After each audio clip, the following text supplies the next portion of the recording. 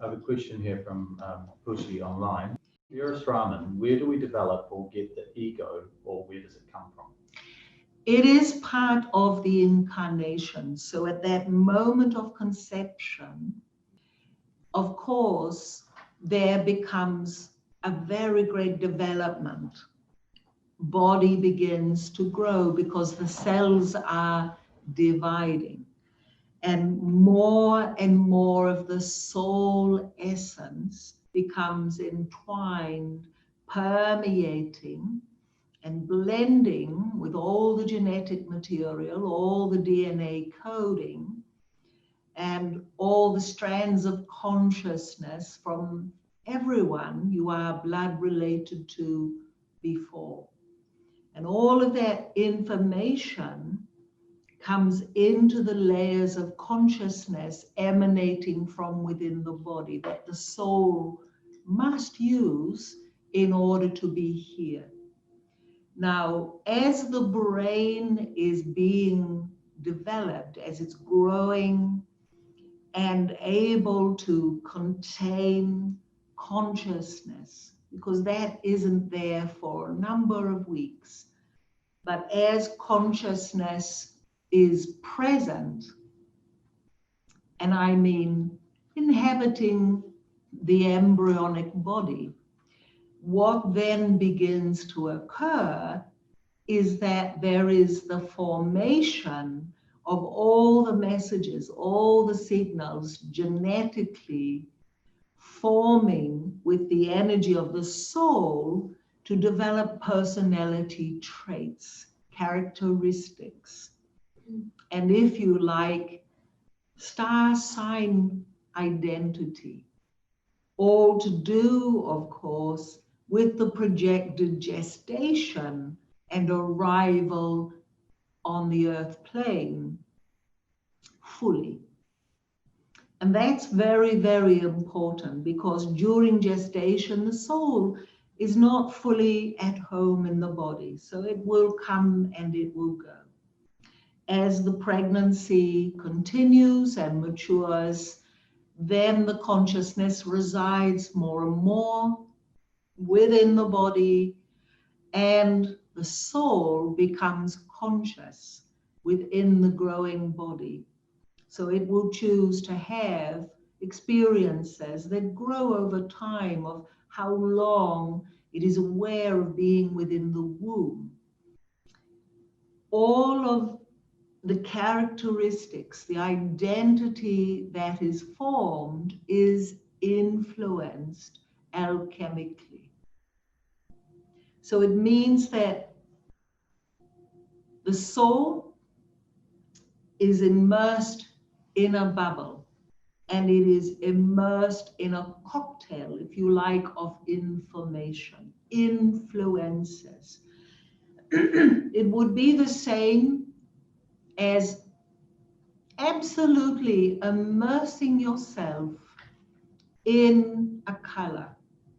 And you've started out quite clear or quite white in color, and you've immersed yourself in yellow, or you've immersed yourself in green. And there are particular traits, characteristics, tendencies that are all in that energy field. And you're going to absorb as much as possible enough material genetically to formulate the best possible expression of yourself spiritually. And you cannot fake it. You cannot borrow, or you cannot absolutely say, well, I'm only going to have absolutely all the very best characteristics. It just doesn't happen that way. But the ego is developed from the consciousness made up of the filters of genetic influence. And from the moment of birth, the ego begins to grow. Now, the ego is often sounding as though it's an entity in its own right, but it's actually a composition of all the interchange between the soul and the world and all the stimulus of love or experiences and all the interpretations of those experiences. So the formative infant years are vital because the imprints taken in at that time develop the identity of self, the self that says, I am male or female. I am, in this moment, a name. I am belonging to this mother, this father, or this family. And the ego will get very identified with physical things very, very quickly. So it can appear to take on identity of self. And many get very attached to that because it's very real, it's very tangible, and the sense that this is who I am overtakes the self as a soul.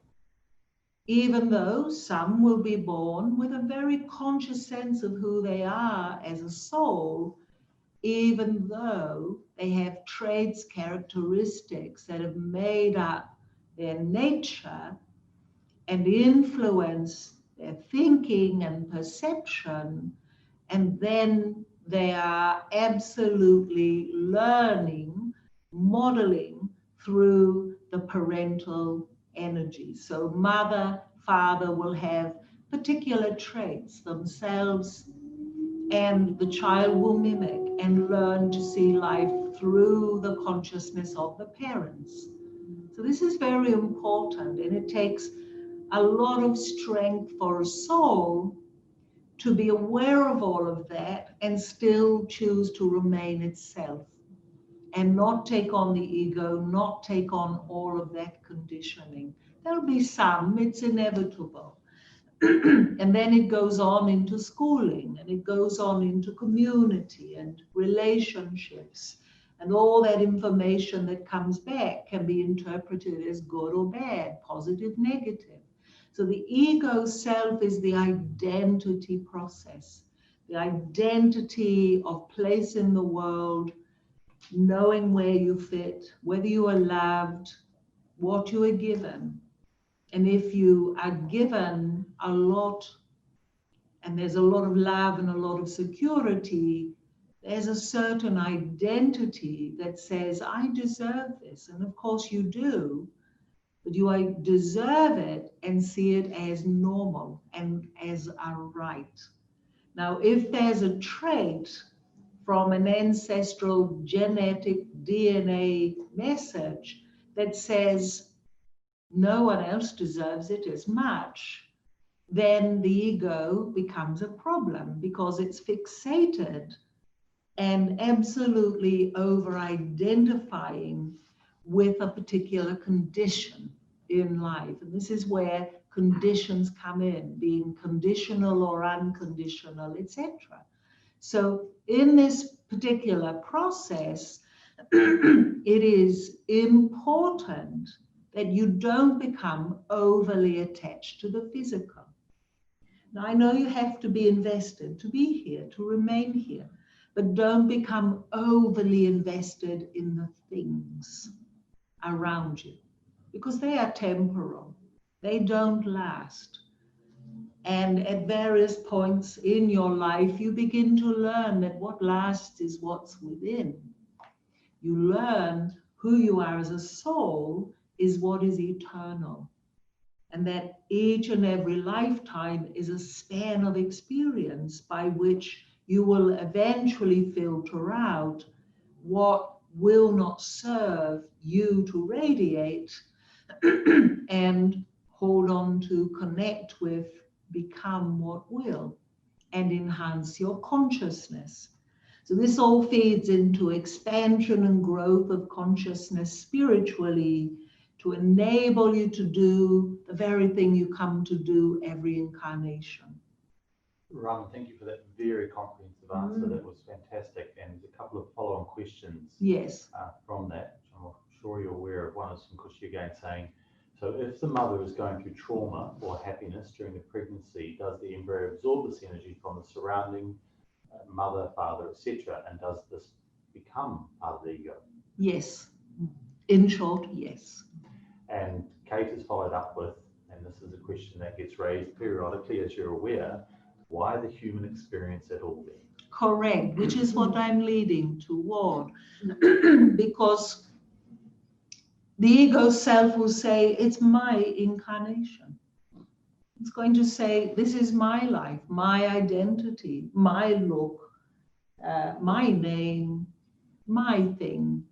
This is who I am, right? And that's what the ego self is going to do. And it will believe that you incarnate only for yourself. And to an extent, you could say, yes, it is true, and that it is a very personal experience for a soul in one very small part of it all. But the truth is, it's not an entirely personal experience. It's an impersonal experience. Because everything you manage to transform, become conscious of, and turn into light lifts consciousness for all. And you come to do this together. What I'm saying to you all is that you don't incarnate only for yourself. It's not only your incarnation. You are joining a great wave of love that is the greatest creative force ever. And you are incarnating together at a particular time in human evolution. This is not by mistake, because the ability you have to transcend human limitations, personal, interpersonal, is vast. And this elevates, evolves all of human consciousness.